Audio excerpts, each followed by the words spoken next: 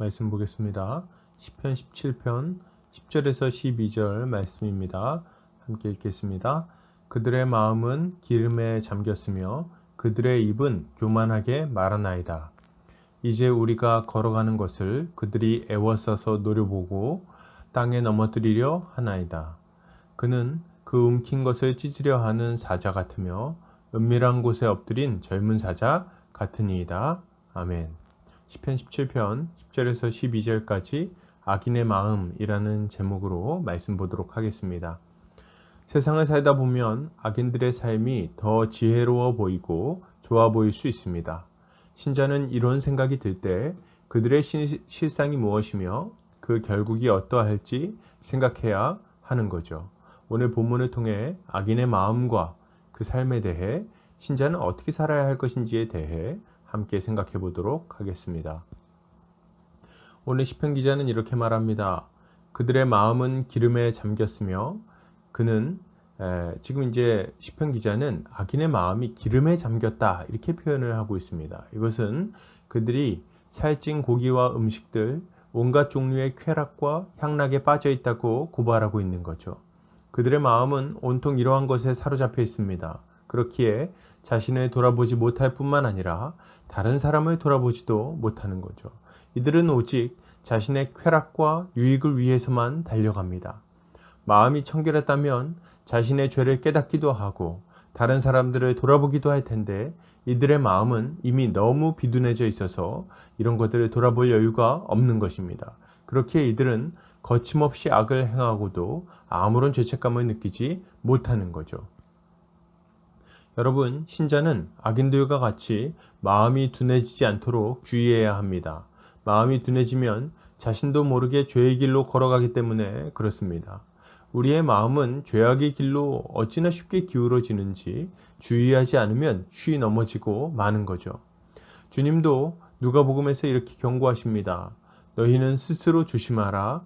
그렇지 않으면 방탕함과 술 취함과 생활의 염려로 마음이 둔하여지고 뜻밖의 그날이 덕과 같이 너희에게 임하리라. 신자는 주님의 경고를 무겁게 받아들여야 합니다. 나의 마음이 둔해져서 잠들어 있는 것은 아닌지 수시로 점검해야 하는 거죠. 만약 그렇지 않다면 우리는 어느 순간 완전히 망하게 될 것입니다. 신자는 깨어 근신함으로 죄와 사망의 길로 굴러떨어지지 않을 수 있을 것입니다. 계속해서 보겠습니다. 시편 기자는 이렇게 말합니다. 그들의 입은 교만하게 말하나이다. 악인들은 교만한 말을 합니다. 사실 그들이 교만하게 말하는 것은 그들의 마음이 교만하기 때문에 그렇습니다. 겸손한 사람의 입에서 교만한 말이 나올 리가 없죠. 악인들은 자신이 마치 뭐라도 된 것처럼 말하곤 합니다. 이것은 그가 사회적으로 높은 위치에 있든지 혹은 부자인지 이런 것들과는 크게 관계가 없습니다. 그들은 자기 자신을 하나님의 위치에 올려놓고 이것이 옳다 그르다 함부로 말하곤 하죠. 다른 일을 함부로 평가할 뿐 아니라 그들을 정죄하기까지 합니다. 이것이 악인들의 모습이에요. 높으신 하나님을 부정하고 자기 자신의 생각대로 살아가죠. 그러니 그의 입에서 선한 것이 나올 수가 없습니다. 여러분, 신자는 악인들과 같이 교만한 마음을 품고 함부로 말하지 않도록 주의해야 합니다. 우리를 심판하실 이가 있다는 것을 기억해야 하는 거죠. 하나님은 모든 교만한 자들을 낱낱이 찾아 낮추시는 분이십니다. 그들의 행사가 어그러지게 하시고 그들의 인생을 보잘것없게 만드십니다. 그리고 죽음 앞에서 자신의 왜소함을 발견하게 만드시죠. 그리고 주님 앞에 섰을 때는 그를 바깥 어두운 곳에 던지실 것입니다. 성경을 보시기 바랍니다. 자신을 높였던 라멕이나 네피림들이 홍수 앞에서 얼마나 무기력하게 망가지는지 망해버리는지 알 수 있습니다. 바벨탑을 쌓았던 자들이 얼마나 허망하게 흩어지는지를 우리는 볼 수 있을 것입니다. 교만하게 말했던 애굽 왕과 이방 나라들을 좀 보십시오. 하나같이 망해버리지 않았습니까? 그리고 교만하게 자신의 의를 자랑했던 바리새인들, 그들은 구원자 예수 그리스도가 그들 앞에 있는데도 불구하고 그를 거절하고 맙니다. 여러분, 하나님 앞에 머리를 낮추시기를 바랍니다.